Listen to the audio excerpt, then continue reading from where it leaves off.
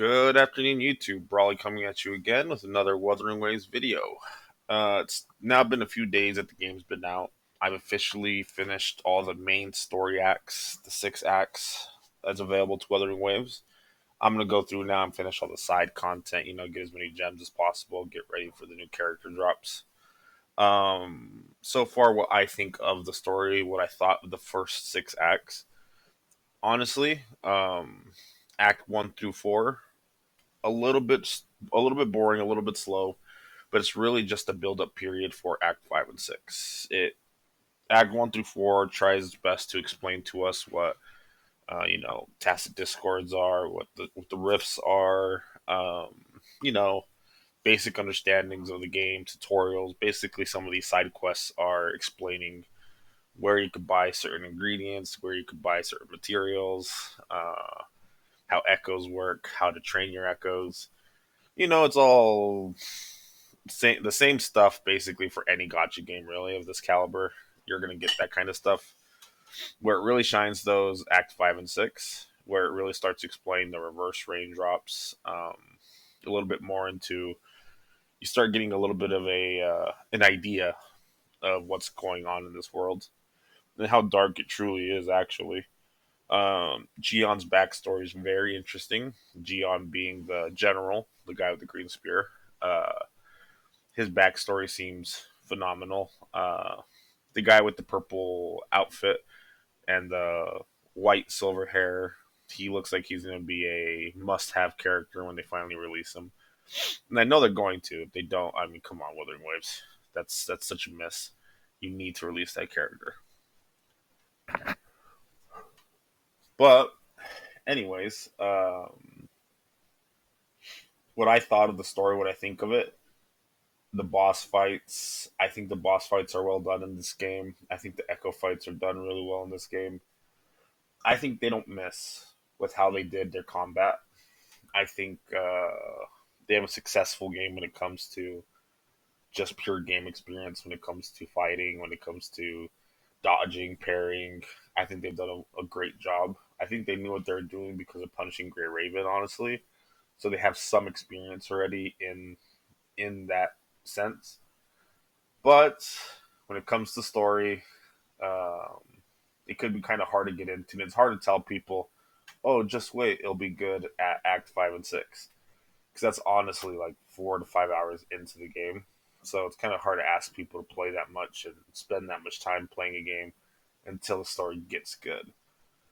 Uh, but if you do stick around, you'll be rewarded with a chaotic battlefront where the city's trying to survive against waves of tacit discords. A lot of the side characters that you meet show up. You get to meet Tao Chi, great character design. You get to meet a bunch of characters that will help you out throughout the process. Basically, it's a mission of you, Rover, Gion, Yang Yang, and I keep forgetting the girl's name, the martial arts girl. Forgot her name. She's basically the best support character you could use right now, I think, because she does give you a overall percentage increase in damage when you switch her out for her outro skill. But anyways, your mission is to head over to fight the main boss guy, the main villain. With the reverse raindrops happening, you have a big giant moon in the sky. I mean, the set pieces are just amazing. Um, they knock it out of the park with this. Throughout this whole thing, you'll run into a few bosses.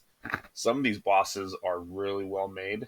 I don't have any complaints about the boss design. Um, the switching between the idea that you're losing characters as you go on because they're going to stay behind and hold back the enemy.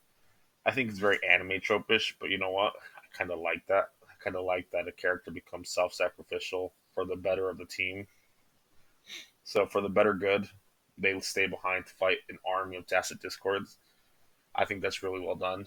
I like that in anime stories, so I like it in game stories.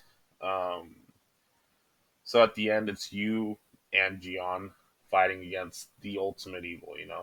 It breaks out of the moon. You actually seen this this tacit discord before. You've seen it in that vision when you first see the training realm. There's a giant moon in the sky, and your character walks forward. She has big wings. Yeah, you've seen her before.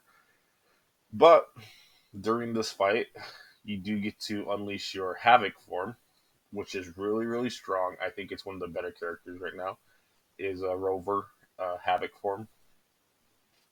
You get wings. Okay, that's different. Uh, I kind of think they're kind of leaning into the edginess, of course, of character design. I like it, honestly. It gives the character a little bit of that bad boy vibe. Um, Aside from that, the boss fight itself was good. You get a lot of moments where she's charging up big abilities, and it's like, oh no, it's the end. And then, of course, something happens, or Jiang comes in and saves the moment, or main character, with main character story protection. Of course, he's not going to die. So that kind of kills it a little bit. But the fight itself, the cinematics, the set pieces, they're all great. Overall difficulty, uh, not really that difficult, honestly. If you have okay reactions, you'll be fine. If you really want to like true badass this, parry everything that become is parryable instead of dodging it. So then that way you feel like a badass, you look like a badass, and really teach the boss a lesson. Don't let the boss hit you once. I'm not too much of a try hard to do that though. Maybe on my second playthrough, I'll try it. But for this one, nah. I beat it on my first try, honestly. The big Thunderbird, I thought the beginning was hard, but she kept getting stuck on the side building where there's a bunch of rocks. So it kind of made the fight easy. I beat that one on my first try. Um, the other boss with like the fucked up face and everything, yeah, that boss, the Thunder one, the Thunder Beast, he was all right as well. He wasn't hard. He moves really fast, so it kind of scares you at first, but it's very linear, very very linear. So if you're used to like fighting games or shooting games where everything's kind of reaction based, you'll be fine. Um, so am I a little bit disappointed by the end of Act Six? No, I'm not disappointed story wise. What I am disappointed in is difficulty. The game isn't very difficult. So I am catching myself being a little bored now that I've unlocked the characters I want to unlock. I have a better understanding of the mechanics.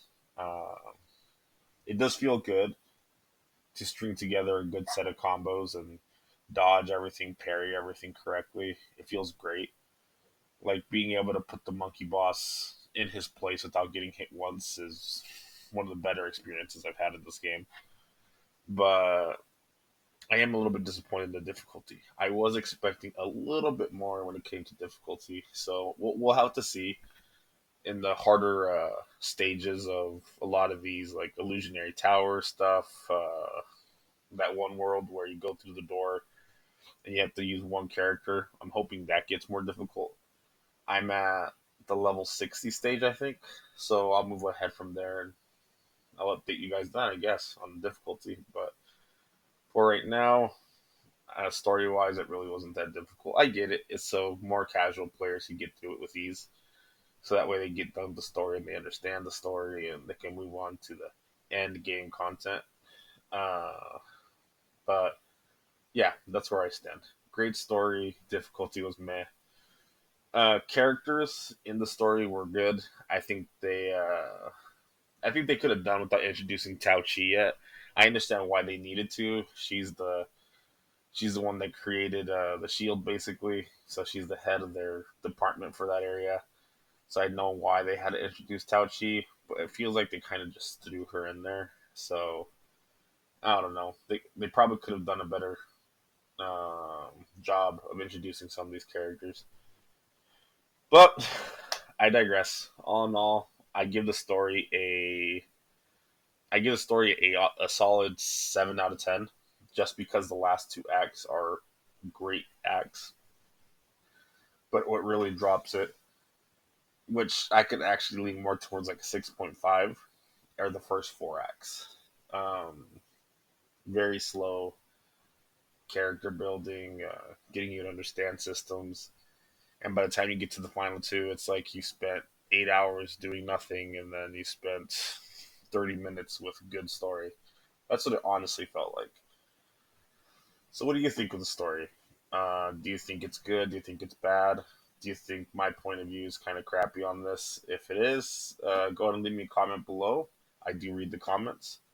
And look forward to some more Wuthering Waves videos. I do plan on making some comical style videos based on the main character, so we'll see how that goes. And as always, sit back, relax, take a deep breath, and get yourself that cup of coffee. Bye for now.